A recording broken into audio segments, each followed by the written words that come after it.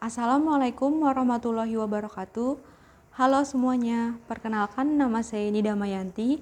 Saya dari Universitas Pamulang, jurusan Akuntansi S1 dari kelas 02 SAKE 004.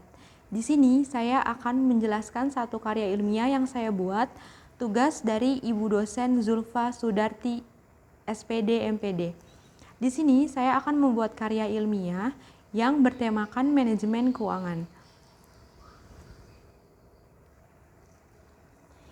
Di bab pertama ada latar belakang. Manajemen keuangan merupakan manajemen terhadap fungsi-fungsi keuangan. Fungsi-fungsi keuangan tersebut meliputi bagaimana memperoleh dana dan bagaimana menggunakan dana tersebut. Manajer keuangan berkepentingan dengan penentuan jumlah aktiva yang layak dari investasi pada berbagai aktiva dan pemilihan sumber-sumber dana untuk membelanjai aktiva tersebut. Untuk memperoleh dana, manajer keuangan bisa memperolehnya dari dalam maupun luar perusahaan.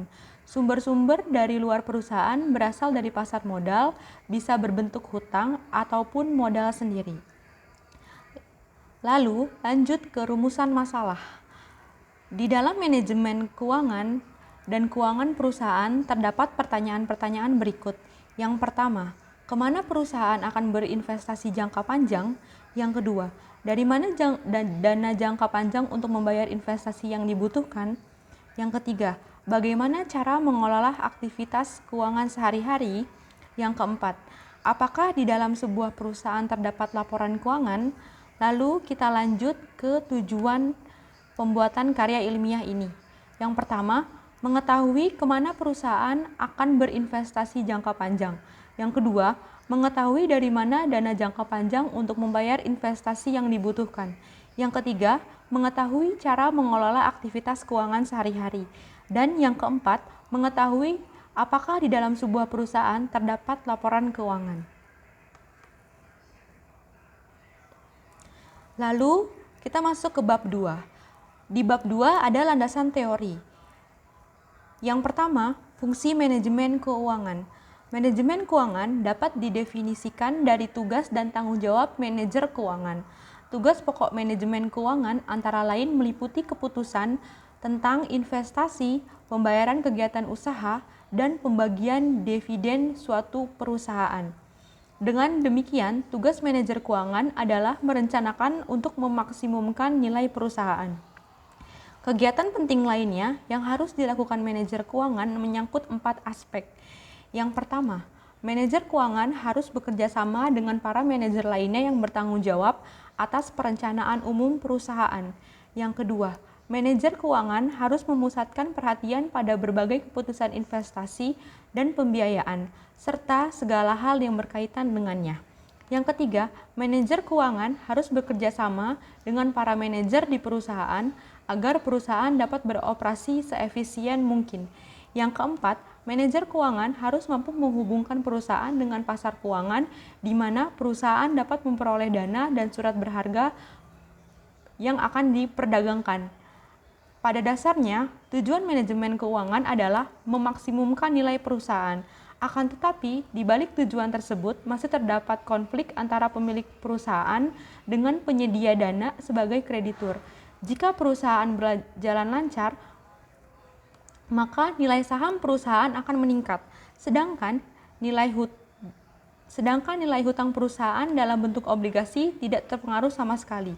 Jadi dapat disimpulkan bahwa nilai dari saham kepemilikan bisa merupakan indeks yang tepat untuk mengukur tingkat efektivitas perusahaan.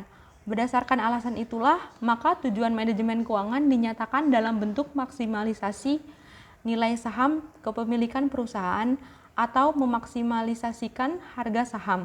Tujuan memaksimumkan harga saham tidak berarti bahwa para manajer harus berupaya mencari kenaikan nilai saham dengan mengorbankan para pemegang obligasi.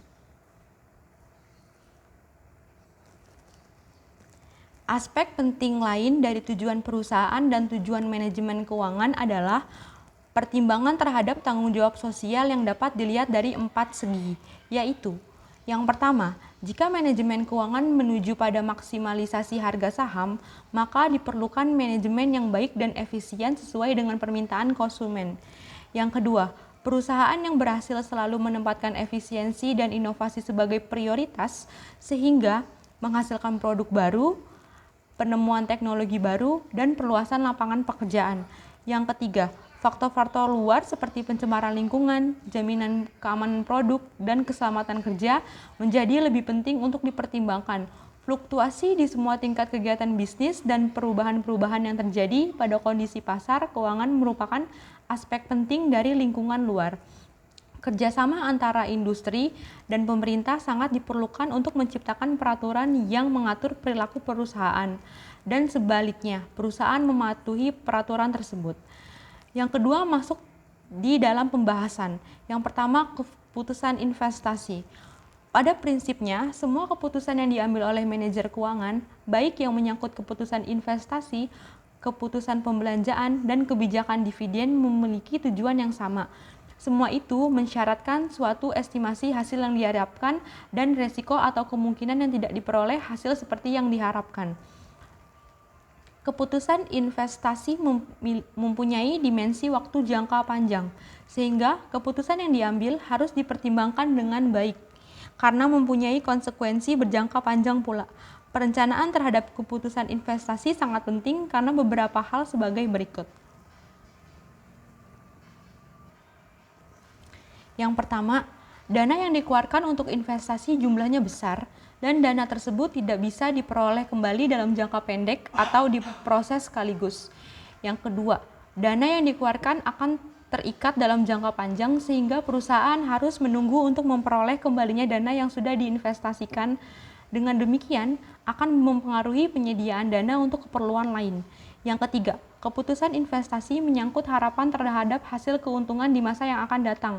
Kesalahan dalam mengadakan peramalan akan dapat mengakibatkan kerugian bagi perusahaan.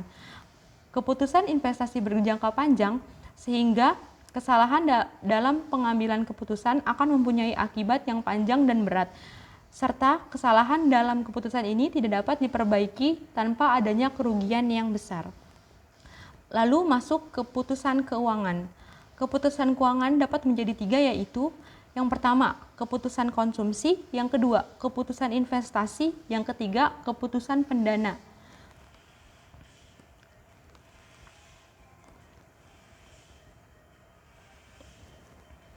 Kita masuk ke keputusan dividen.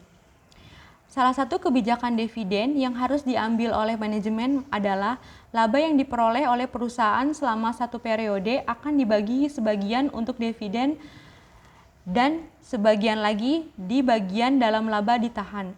Kebijakan dividen merupakan bagian yang tidak dapat dipisahkan dengan keputusan perdana perusahaan. Secara definisi, kebijakan dividen adalah kebijakan untuk menentukan berapa laba yang harus dibayarkan kepada pemegang saham dan berapa banyak yang harus ditanam kembali. Dividen adalah penempatan bagi pemegang saham yang dibayarkan setiap akhir periode sesuai dengan presentasinya. Persentase dalam laba yang akan dibagikan sebagai dividen kepada pemegang saham disebut dividen payout ratio.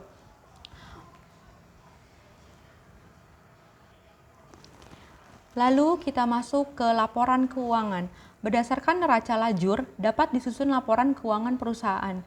Tujuan dari disusunnya laporan keuangan adalah untuk menyediakan informasi yang menyangkut posisi keuangan, kinerja, serta perubahan posisi keuangan suatu perusahaan yang bermanfaat bagi pengambilan keputusan pemakaiannya.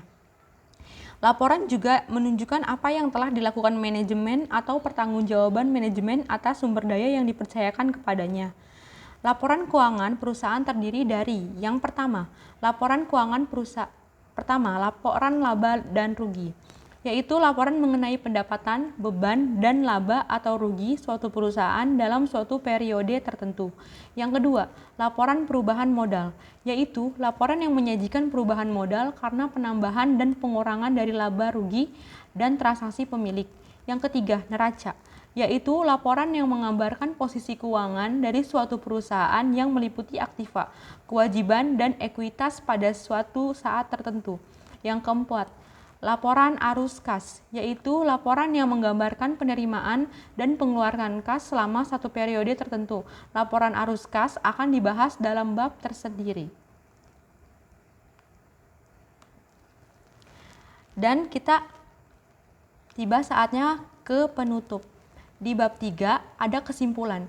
Kesimpulan investasi yang dilakukan dengan cara penganggaran modal, yaitu proses perencanaan dan pengelolaan jangka panjang sebuah perusahaan.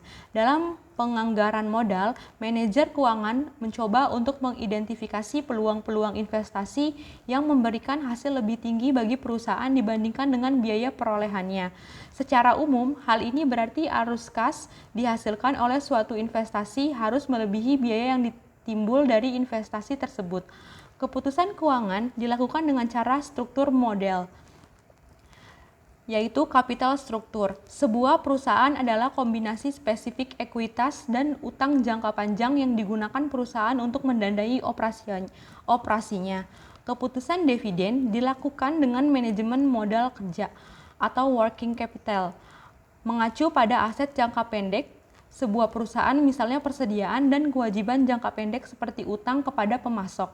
Mengelola modal kerja perusahaan adalah aktivitas hari-hari yang akan menentukan tersedianya sumber daya yang mencukupi bagi perusahaan untuk meneruskan operasinya dan terhindar dari gangguan yang dapat menimbulkan biaya yang besar bagi perusahaan.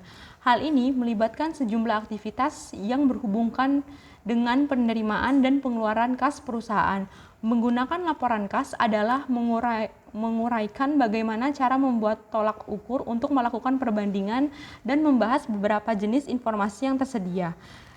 Kita lalu dapat melihat beberapa potensi masalah yang akan terjadi. Usai sudah karya ilmiah yang saya presentasikan, sekian dari saya. Kurang lebihnya saya mohon maaf. Semoga karya ilmiah ini bermanfaat untuk teman-teman semua. Terima kasih. Wassalamualaikum warahmatullahi wabarakatuh.